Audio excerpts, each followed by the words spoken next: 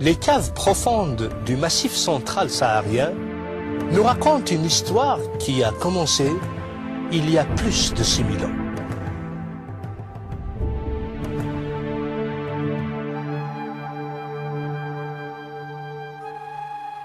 Une histoire de survie, de lutte contre les éléments, une histoire de découverte et de triomphe, de victoire et de déception.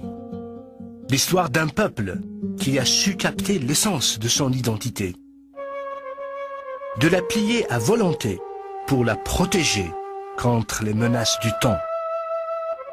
Un peuple, des tribus, une famille, les Berbères.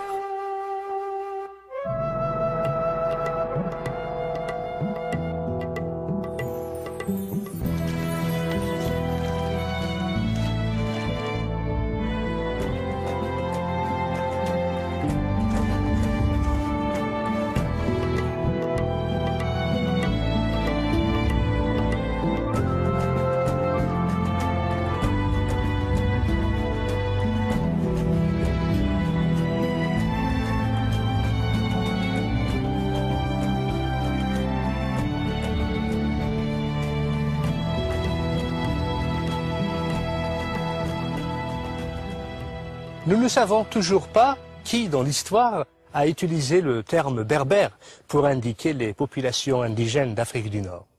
Peut-être les Grecs, en les désignant d'étrangers, ou encore les Romains, les appelant barbares. Ce que nous savons, c'est que chaque tribu portait et porte encore un nom propre à elle.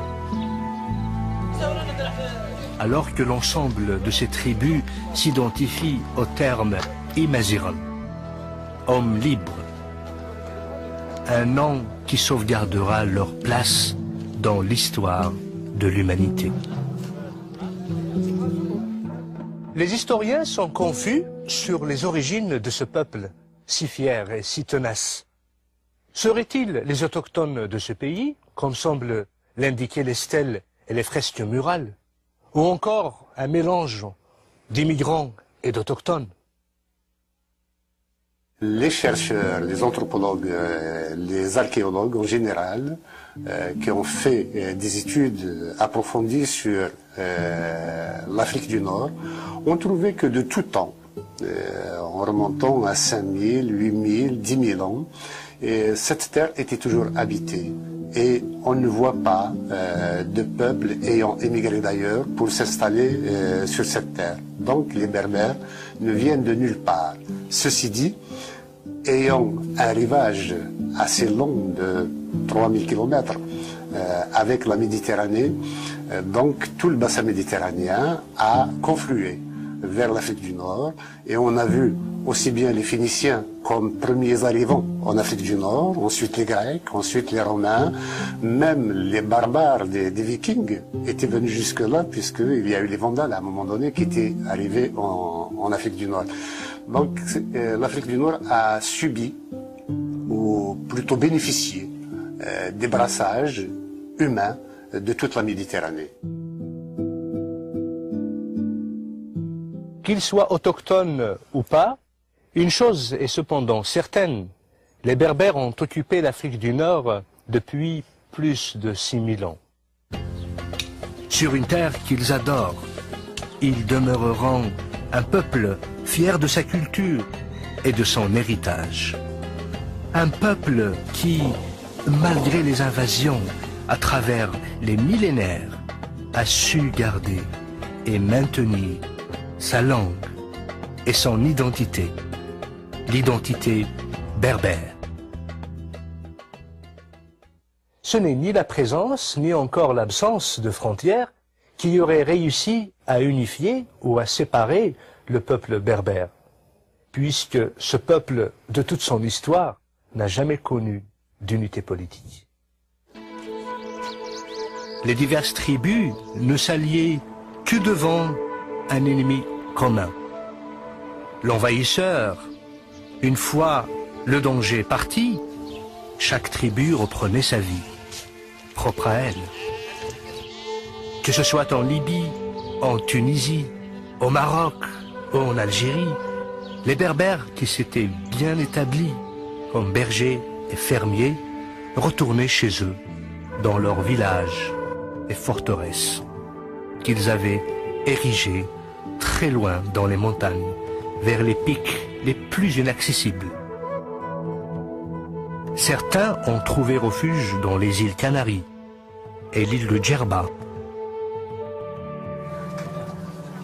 Aujourd'hui, leurs descendants continuent à vivre dans ces régions lointaines.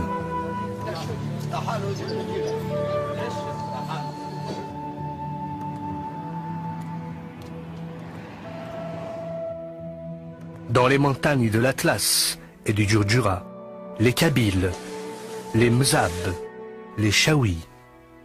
Au Maroc, les Berbères du Rif, les Chlah et les Souss. En Égypte, à l'oasis de Siwa, en Tunisie et en Libye. Les Berbères se sont dirigés aussi vers le sud du continent africain. Le Mali, le Niger, la Mauritanie, le Burkina Faso et le Sénégal. Toutes ces régions abritent les Touaregs, les Berbères du Sahara, les hommes bleus du désert. Mais si les Berbères n'ont pas connu d'unité politique, ils ont par contre connu l'unité culturelle, linguistique et artistique. Dans les signes géométriques qui garnissent leurs poteries, leurs tapis, leurs bijoux, signes mystérieux et inconnus qui cachent une histoire commune. L'histoire d'un homme, d'une femme, d'un peuple, l'histoire des Berbères. Notre histoire commence ici, à l'intérieur de l'espace africain, où les Berbères, pendant des millénaires, ont joui des avantages que leur procuraient la mer et les plaines d'un côté, les montagnes et le désert de l'autre. Notre histoire commence en Libye. La Libye a connu pendant des milliers d'années la population berbère la plus importante de toute l'Afrique du Nord.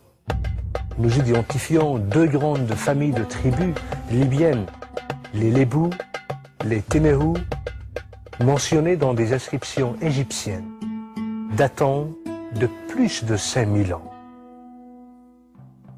Ces inscriptions faisaient allusion aux migrations des peuples berbères en Égypte.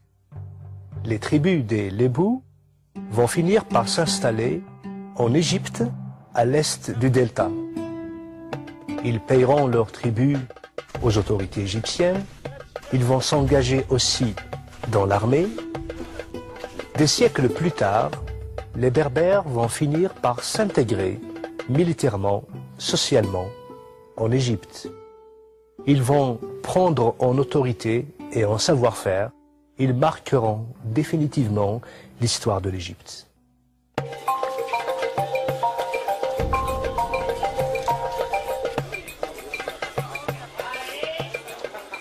L'Égypte est aujourd'hui un pays cosmopolitain qui comprend une population urbaine et agricole.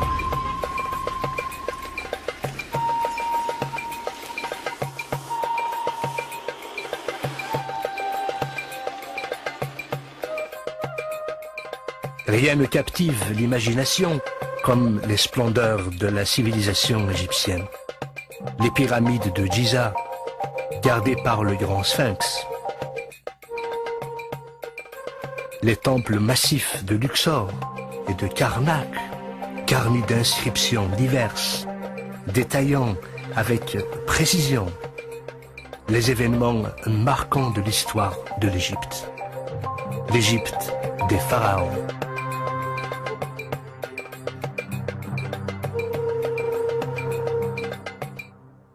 C'est grâce aux documents égyptiens anciens que les ancêtres des Berbères, installés à l'ouest du delta, nous sont connus.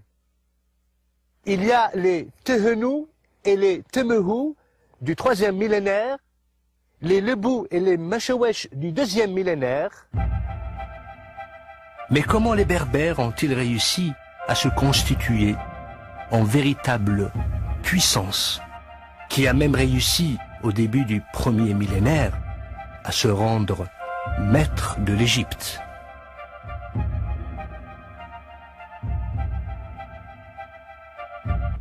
À la mort du pharaon Psusen II, l'Égypte était déjà en déclin. La corruption politique avait laissé le pays dans un état de désarroi. C'est durant cette période que Sheshonq Ier est parvenu au trône, mettant fin à la 21e dynastie et marquant le début de la 22e, la dynastie libyenne. Sheshonq n'était pas étranger à la cour royale. Général en chef des armées et conseiller personnel de Pharaon, il avait complètement gagné sa confiance. Il avait même épousé sa fille, Matka. De son beau-père Psusen II, Sheshonq avait hérité d'un royaume déjà affaibli. Mais Sheshonq n'était pas un homme à se laisser faire. Il a d'abord décidé de mettre les affaires du pays en ordre, en limitant l'influence des prêtres qui avaient abusé du pouvoir royal. Pour s'assurer de leur loyauté, il nomma son fils, Iyuput, comme grand prêtre d'Amon.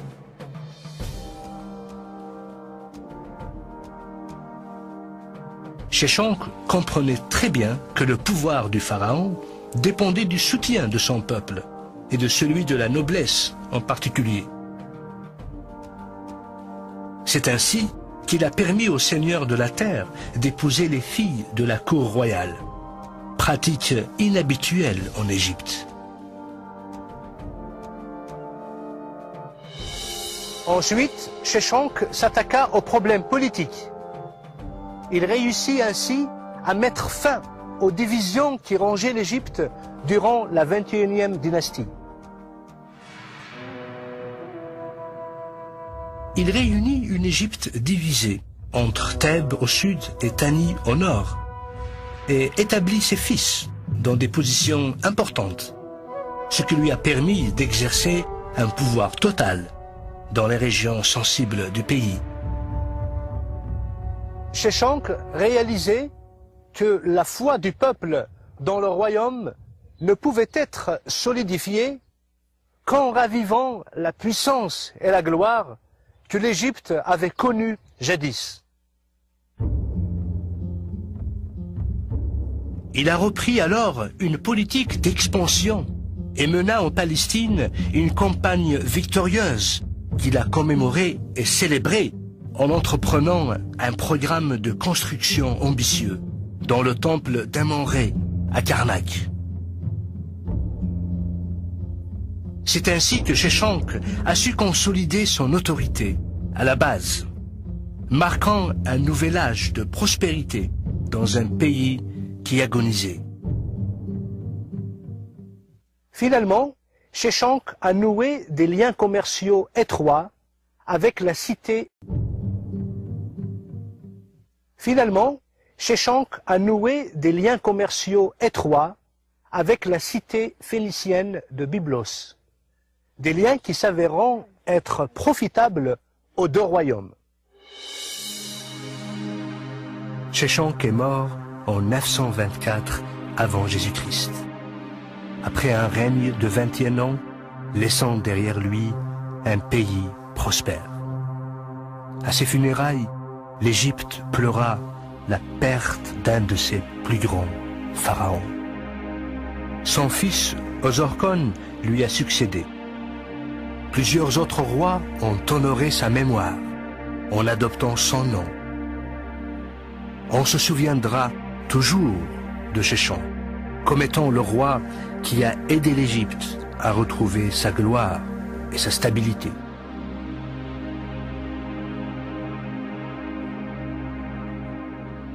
Si Sheshonq est le roi berbère qui a profondément marqué l'histoire de l'Égypte, d'autres rois aussi illustres vont marquer définitivement l'histoire de l'Afrique du Nord. 5 rois berbères vont passer de l'histoire à la légende. Ils se sont attelés à défendre l'identité de leur peuple et la souveraineté de leur territoire face à l'envahisseur romain. Massinissa, Jugurtha, Juba I, Juba II et Ptolémée, roi de Mauritanie, vont profondément marquer l'histoire de la Berbérie.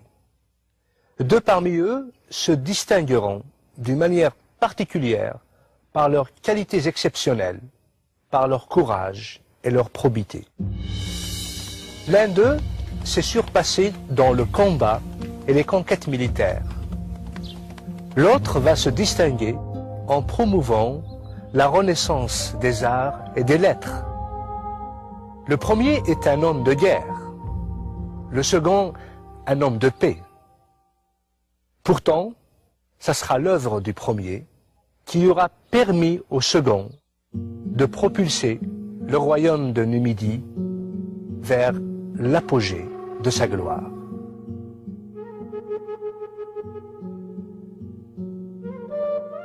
Je me trouve aujourd'hui dans la ville de Carthage. Carthage est une ville qui a joué un rôle primordial dans l'histoire des Berbères. La Carthage d'aujourd'hui est une ville en ruine, des ruines qui datent de l'Empire romain. Mais la vraie ville de Carthage, la Carthage phénicienne, est ensevelie sous les décombres romaines. Pourquoi? Parce que pendant 4 siècles, Carthage avait défié la puissance de Rome. Au 8e siècle avant Jésus-Christ, les Berbères et les Carthaginois ont établi des relations amicales. L'Afrique du Nord regroupait 3 royaumes berbères. Les Maures à l'ouest, les Masaciles au centre et les Massiles à l'est. Carthage, quant à elle, est devenue un centre de savoir et de culture. Une ville digne d'éduquer les princes et les rois. Ce n'est donc pas du tout surprenant que le roi berbère Massile Gaïa ait envoyé son fils Massinissa afin qu'il y poursuive ses études.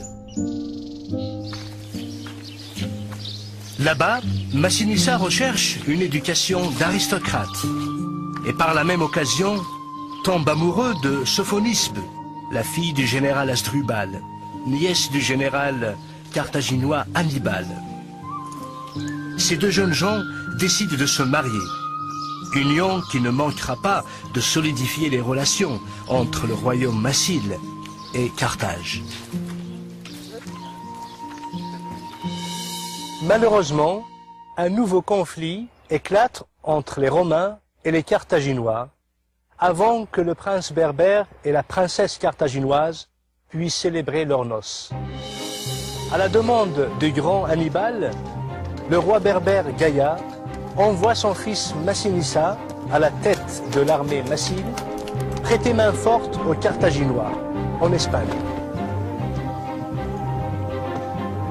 Au combat, Massinissa reçoit une nouvelle tragique. Son père est décédé et son oncle a usurpé le trône. Massinissa ne tarde pas à réagir. Il débarque immédiatement dans le pays des morts, dont le souverain lui fournit une escorte de 4000 cavaliers. Coup de théâtre. L'oncle de Massinissa, à son tour, meurt. Son fils, Lacumaces, lui succède.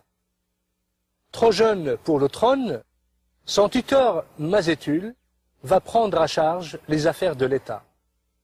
Il va ainsi demander renfort à Syphax, le roi des Masaciles, ennemi juré de Gaïa.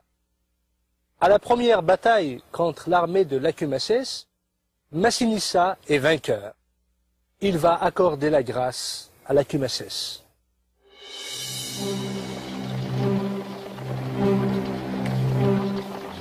Cependant, les renforts de Syphax arrivent. Battu et blessé, Massinissa fuit en se jetant dans une rivière.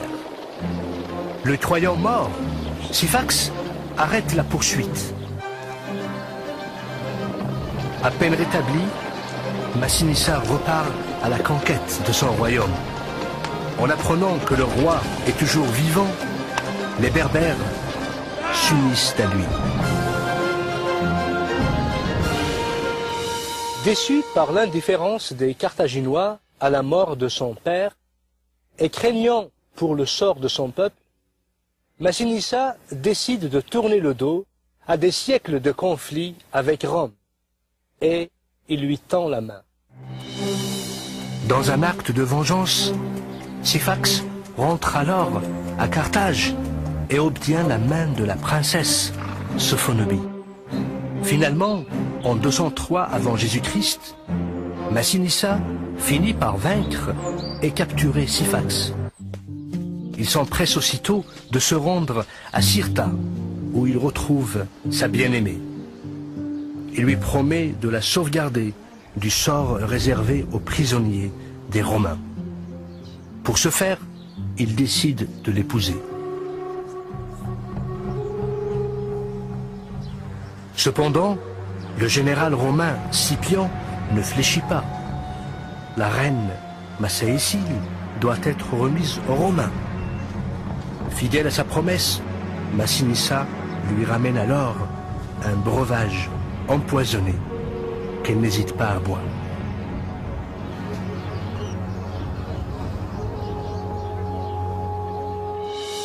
Le jour suivant, devant l'assemblée des troupes, Scipion décerne à Massinissa le titre de roi et lui remet la couronne et le sceptre.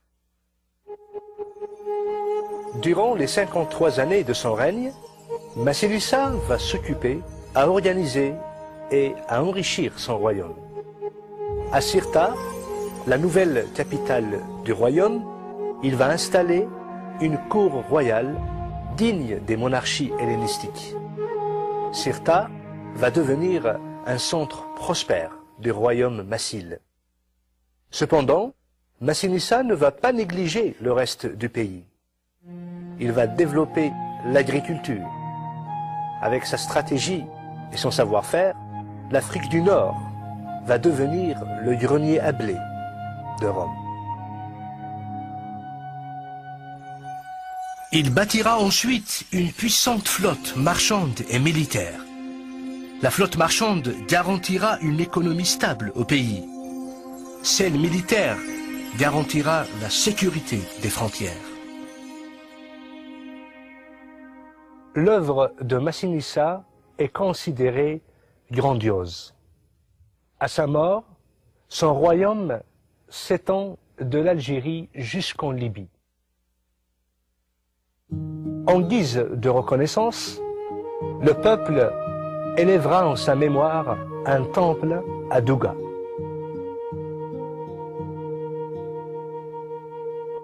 Le choix de Massinissa s'est révélé judicieux. Au printemps de l'année 146 avant Jésus-Christ, après sa victoire finale contre Carthage, Rome s'est installée en Afrique. Sur les ordres de Scipion, Carthage, la ville la plus prestigieuse d'Afrique du Nord, a été complètement détruite. Ses murs rasés, sa population exterminée, son héritage effacé à jamais. Déclaré par les Romains, interdit aux hommes pour l'éternité. Cependant, l'essence de Carthage ne mourra pas. C'est pourquoi les Romains ont décidé d'annexer les territoires qu'elle dominait. C'est ainsi que Rome va prendre possession de ces terres fertiles pour y implanter des colonies. Un siècle plus tard, les Romains auront fondé la grande province de l'Afrique. Si l'histoire se souviendra toujours de Massinissa comme étant guerrier et roi légendaire qui a apporté à son peuple la stabilité et la prospérité, Juba II, lui, sera reconnu comme étant le roi berbère qui a donné à son peuple son âge d'or. Mais comment se fait-il un orphelin de 4 ans a su gagner la confiance et le respect de Rome, l'admiration des Grecs et l'adulation de son propre peuple? C'est à la mort prématurée de Juba I, roi de Numidie, que Jules César rentre à Rome avec le jeune prince Juba II et charge sa nièce Octavie de l'élever. À Rome, et sous l'œil vigilant d'Octavie, le petit prince berbère reçoit l'éducation de la grande noblesse romaine. Ce faisant, Juba découvre une aptitude exceptionnelle à l'étude.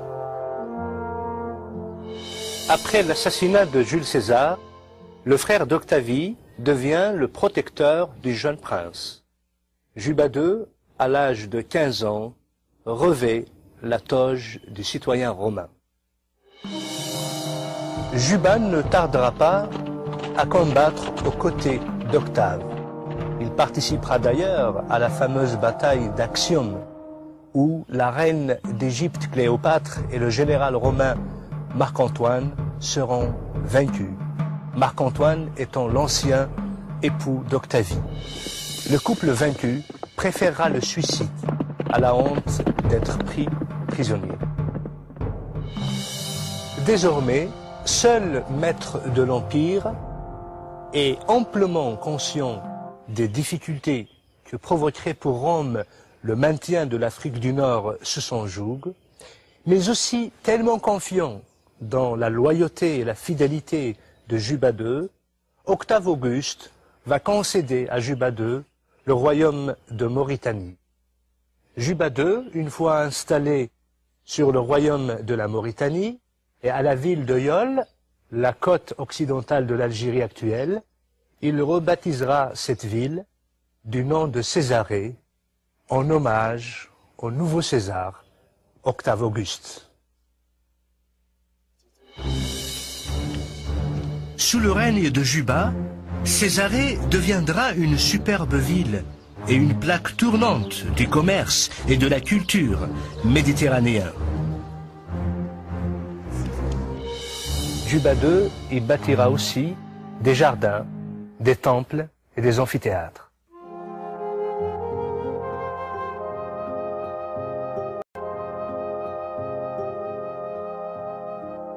Juba II s'emploiera aussi à enrichir son royaume en encourageant le développement de l'agriculture.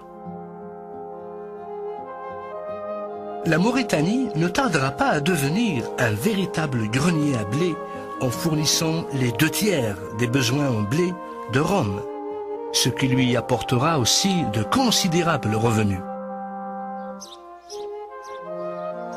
En étudiant avide de savoir, le roi attirera à sa cour de nombreux artistes et intellectuels grecs,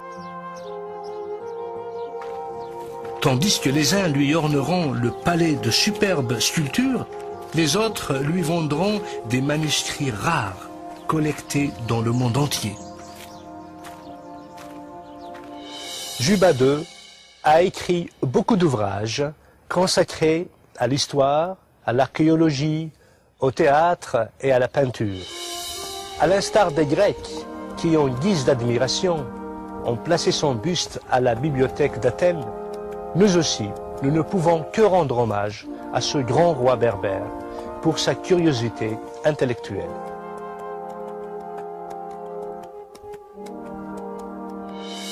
Destin fabuleux et admirable que celui de ce jeune prince berbère, prisonnier des Romains, qui a su plier sa destinée pour devenir l'un des rois les plus brillants de son époque.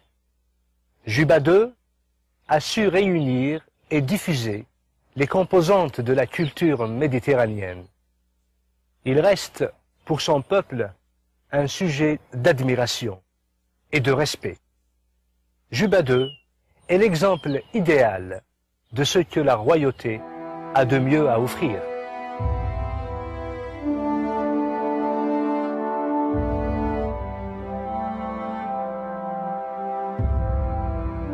Avec la présence romaine en Afrique du Nord, le christianisme atteint les populations berbères pour jouer un rôle majeur dans leur histoire. Cependant, les Romains ne tolèrent pas la foi chrétienne. Ils considèrent cela comme une menace à la stabilité de l'Empire.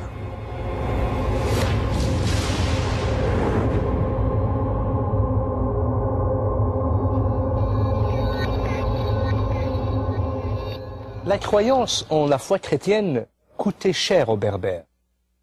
Persécutés, torturés à mort, les Berbères comparaissaient quasiment tous les jours devant les tribunaux romains. Décapités, livrés dans les amphithéâtres aux bêtes féroces, brûlés, crucifiés. Malgré tout, les Berbères chrétiens sont restés fermes dans leur foi.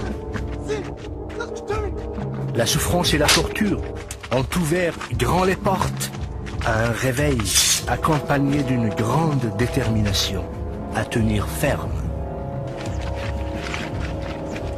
Ainsi, les Berbères ne vont pas uniquement donner un grand nombre de martyrs à la foi chrétienne, mais aussi la crème des philosophes et des penseurs qui vont par la suite consolider la chrétienté et défendre la foi face aux persécuteurs et face aux hérésies. Tertullien, Saint Cyprien et Saint Augustin laisseront leur marque sur l'histoire du christianisme. C'est à cette période noire de persécution de l'Église en Afrique du Nord que naquit à Carthage Tertullien.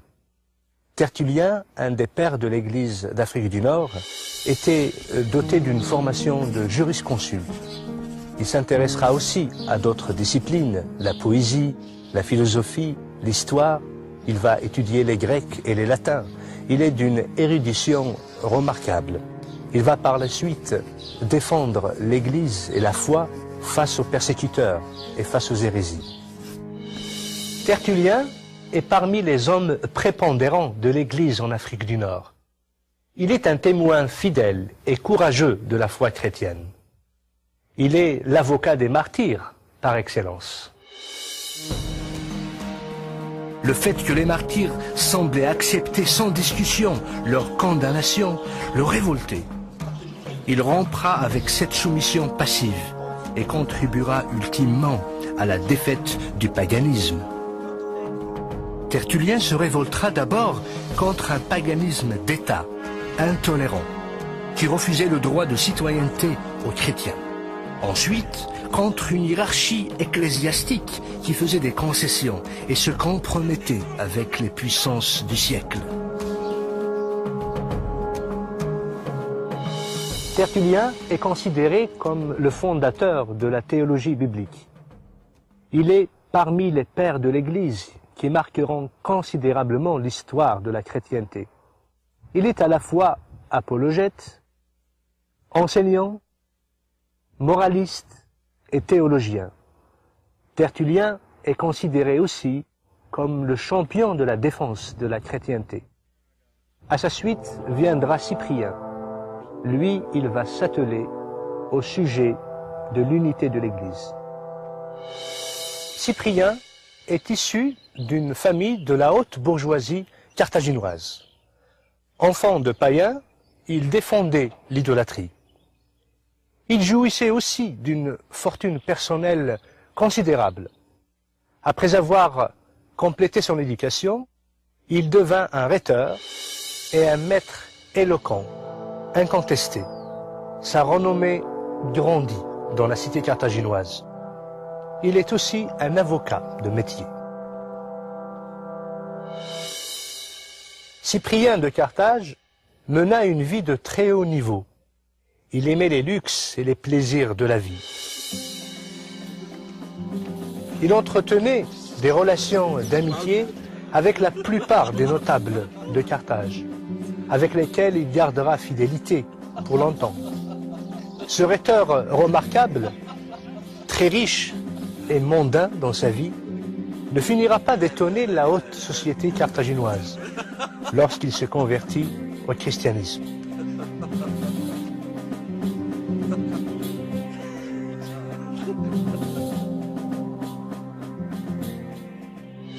Une fois converti, Cyprien va distribuer toutes ses richesses aux pauvres. Dans un de ses traités, Saint Cyprien explique sa conversion.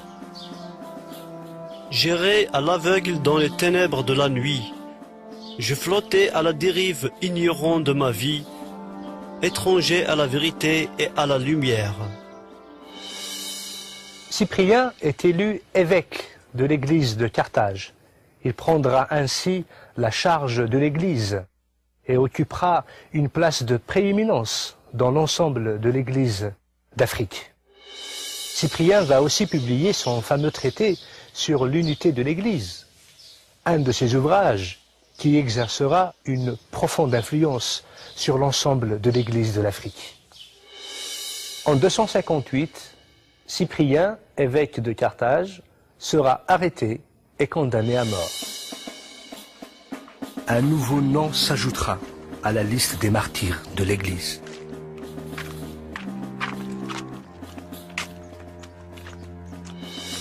Lorsque Constantin devient empereur de Rome, il manifestera une attitude bienveillante envers l'Église. Ainsi, la religion chrétienne, devenue officiellement une religion de l'Empire reconnue, la persécution envers les chrétiens va cesser.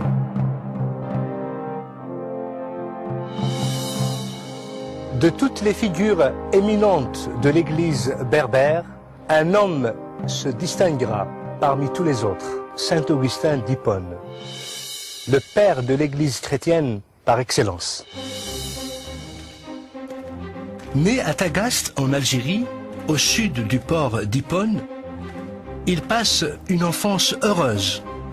Plus tard, il se rappellera de l'extraordinaire lumière africaine. Cette lumière inonde tout ce que nous voyons, se glisse partout où la découvre le jour. Elle me pénètre de 1000 manières.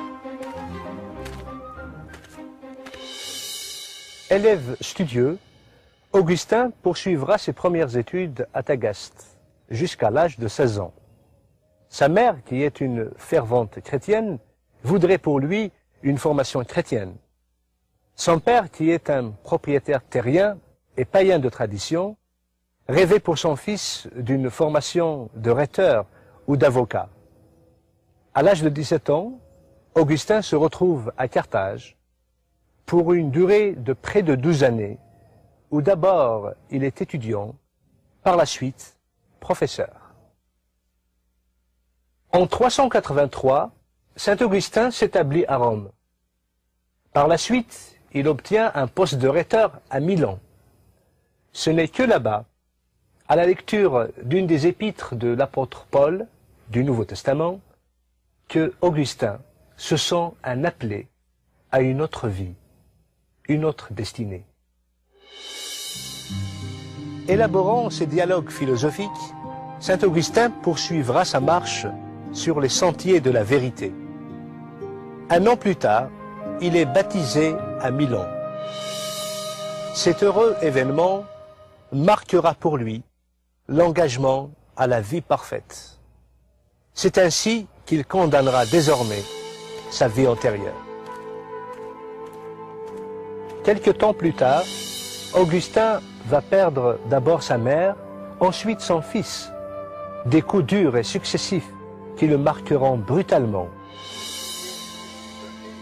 Par la suite, une fois installé à Tagaste, Augustin va renoncer à tous ses biens et à sa vie antérieure pour servir désormais Dieu.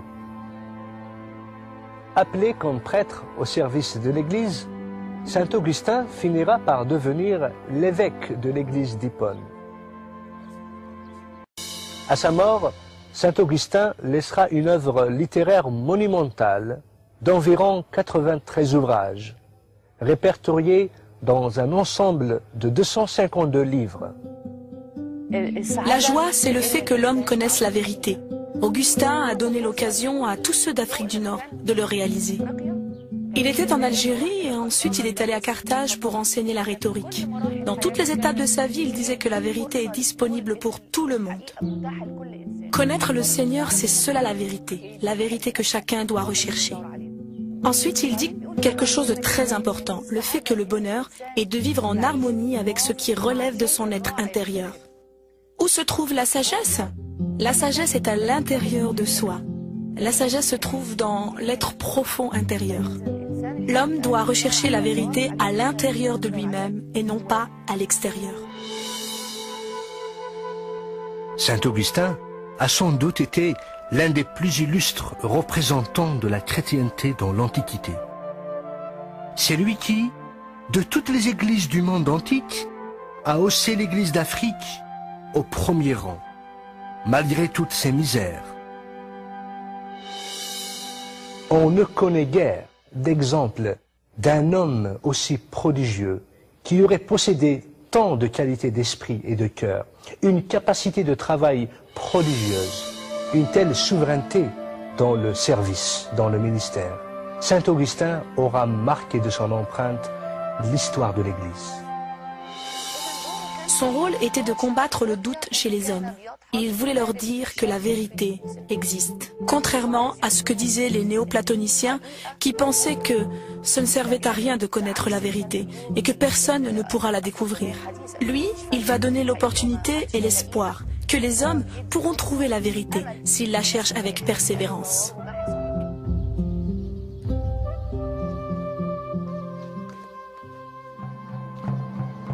Pendant des millénaires, les Berbères ont joué un rôle critique sur la scène de l'histoire.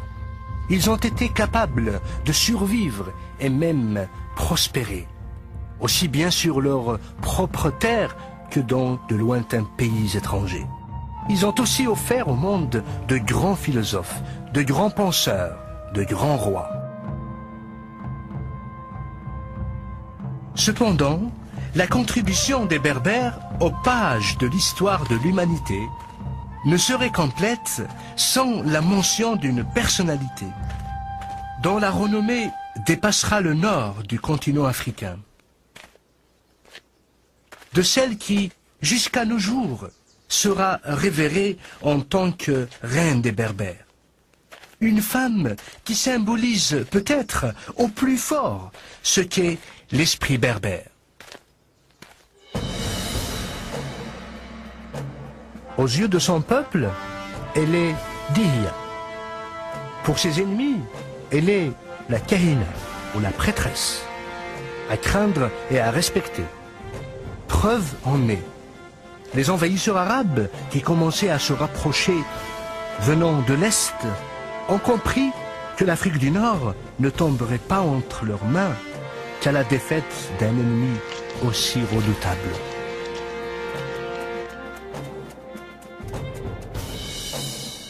Au début du 7e siècle, le roi Tabet a régné sur la tribu des Ijarawen à l'est de l'Algérie, dans les montagnes des Aurès.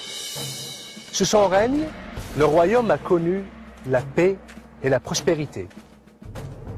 Le peuple attend avec impatience la naissance de l'héritier du trône. Un vœu qui sera bientôt exaucé. Malheureusement, l'apparition d'une nouvelle vie en cause la perte d'une autre. La reine vient de mourir en accouchant. Le roi apprend qu'il est le père d'une petite fille, mais qu'il a aussi perdu sa bien-aimée. En portant ce bébé si délicat entre ses bras, il ne pouvait pas connaître le rôle crucial qu'allait jouer cette princesse dans l'histoire de son peuple. Dihya reçoit une éducation digne des plus grands princes. Douée d'une grande intelligence, elle apprend à monter à cheval et à combattre. Papa! Tous les membres de la tribu savent qu'elle pourra facilement devenir une adversaire redoutable dans les batailles. Bientôt, elle connaît chaque coin, chaque arbre du massif de l'Aurès. une qualité qui lui sera très utile lorsqu'elle sera devenue une guerrière redoutée.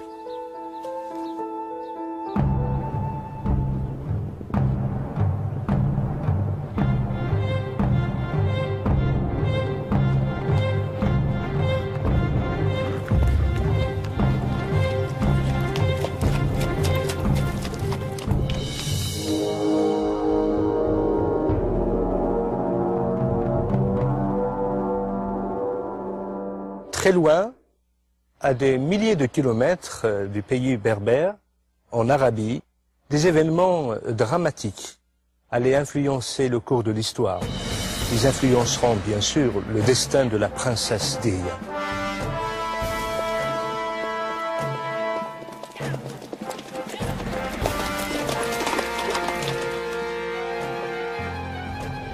Avec l'apparition de l'islam, les Arabes commencent la conquête de l'Ouest. Vers la fin du 7e siècle, les premiers guerriers arabes arrivent en Afrique du Nord. L'Égypte d'abord tombe entre leurs mains, puis la Libye, suivie de la Tunisie. Le calife Muawiyah va alors envoyer son lieutenant, Uqba ibn Nafa, en terre d'Ifriqiya.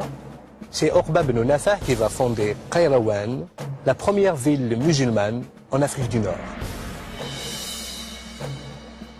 La ville de Kairouan étant édifiée, elle servira en quelque sorte de tête de pont pour les armées arabes en Afrique du Nord.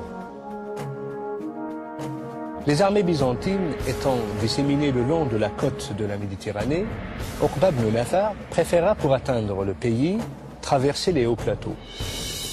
Sauf que il fera face à une résistance farouche de la part des Berbères. Cette résistance est dirigée par Koseila, un chef berbère, qui règne sur la tribu des Irawibn. Après de nombreux combats qu'il perdra, Uqba tombe en disgrâce et retourne en Arabie.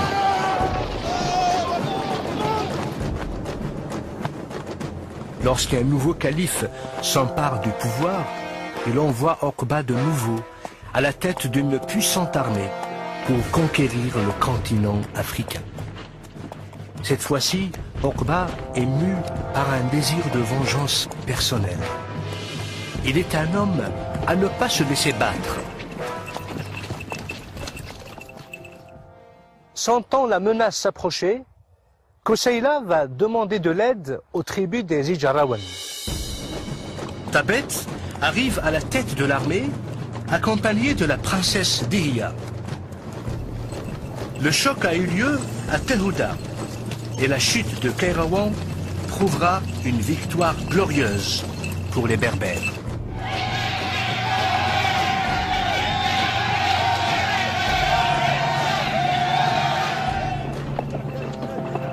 Mais l'armée arabe attaque de nouveau, sous Zuhair.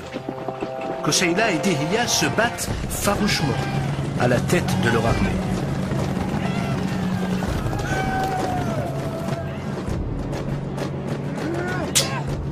Malheureusement, cette bataille coûte cher.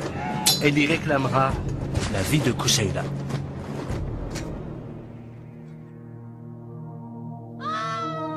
Comprenant que leur chef est mort, les cavaliers se rallient autour de Dihya.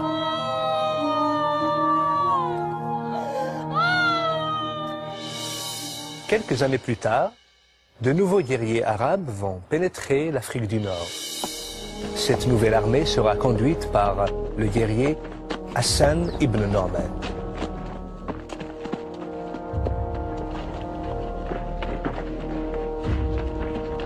Les armées arabes vont reprendre la ville de Kairouan. Ils vont aussi s'accaparer de Carthage. La chute de cette cité annonce définitivement la fin de la présence des Byzantins à Carthage. Une nouvelle ville va être édifiée. C'est la ville de Tunis. Maître de la côte, Norman porte ses regards vers l'intérieur du pays, sur lequel règne une guerrière redoutable. Il sait que tant qu'il n'aura pas vaincu la Kahina il ne pourra jamais prétendre avoir conquis l'Ifriqiya.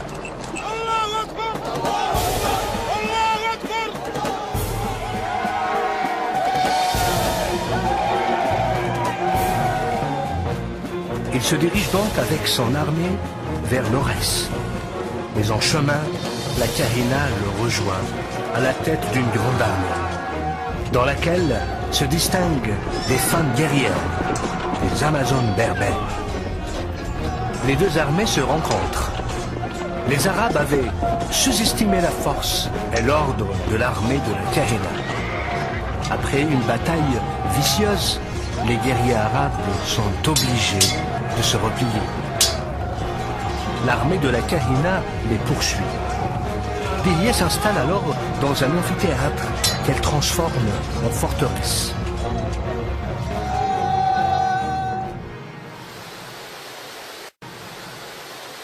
Cependant, l'armée arabe ne va pas tarder à revenir.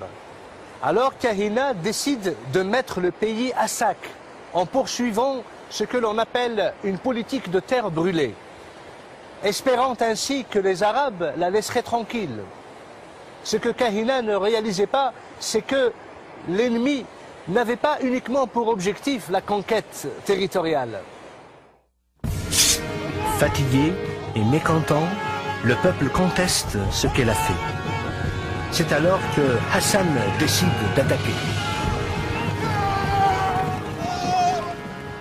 Voyant que l'armée arabe est aux portes de la forteresse, Kahina demande aux tribus de se joindre à elle.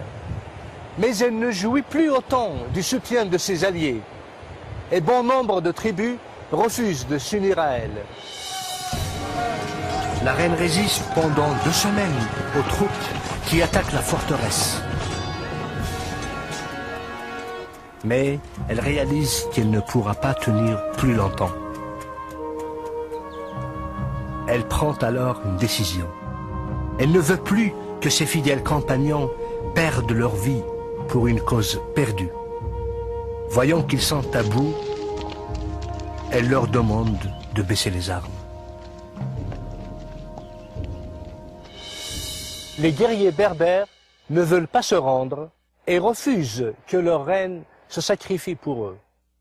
Néanmoins, avec la même obstination qui l'a poussé à combattre les armées arabes pendant des années, d'abord aux côtés de son père, par la suite aux côtés de Kousseïla, et finalement seule, elle réalise et comprend la nécessité du sacrifice. Dihya quitte seule la forteresse au petit matin, pour aller une dernière fois fouler le sol de son cher pays. Elle y trouve un puits pour y étancher sa soif.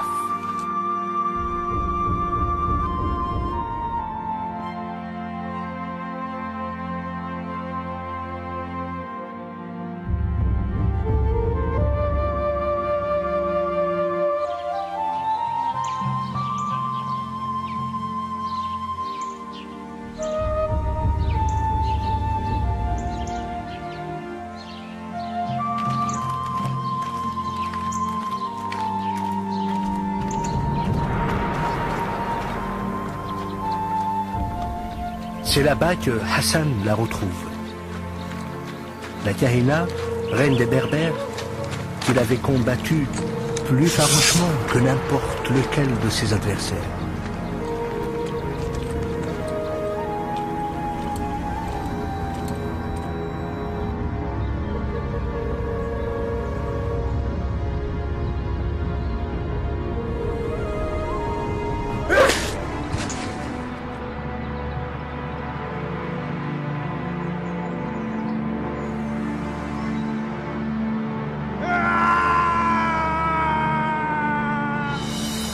Ce jour-là, les Berbères pleureront la perte de leur reine bien-aimée.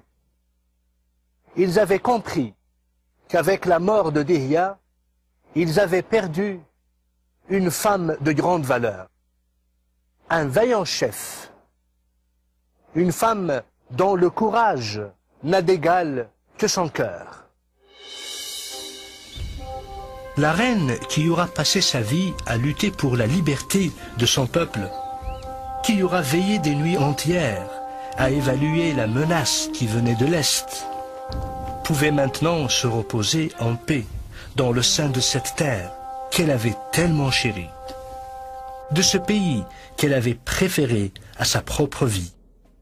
Aujourd'hui, plus de 13 siècles après sa mort, Dihya sera toujours cité parmi les plus grands défenseurs de la liberté que les Berbères auront jamais connue.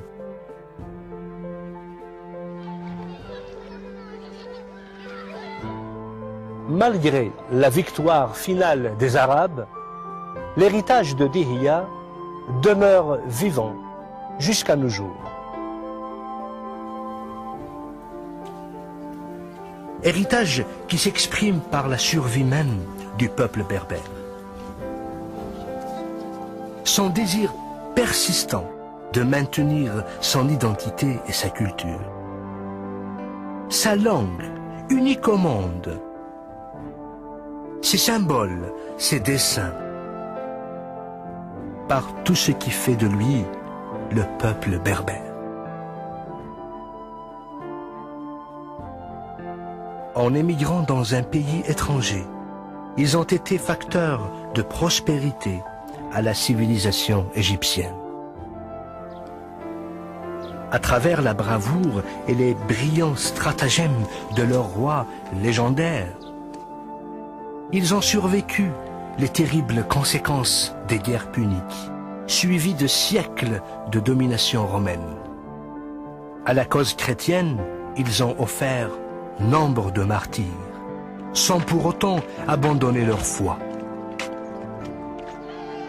Sous la conduite d'une grande reine, ils se sont imposés comme un barrage de taille à l'envahisseur arabe. Kabyle, Chaoui, Mouzabit, Touareg, Shlah, Souss, Rifi, Chenois, Nfoussa, Djerbi, Zarawa, Siwi et Canari, que ce soit en Algérie, au Maroc, en Tunisie, en Libye et partout dans le Sahara d'Afrique, et même jusqu'aux îles Canaries. Les Berbères demeurent la preuve que les siècles et les millénaires ne pourront effacer une réalité primordiale. Le fait que les Berbères sont et demeureront toujours des hommes libres, Imazéron.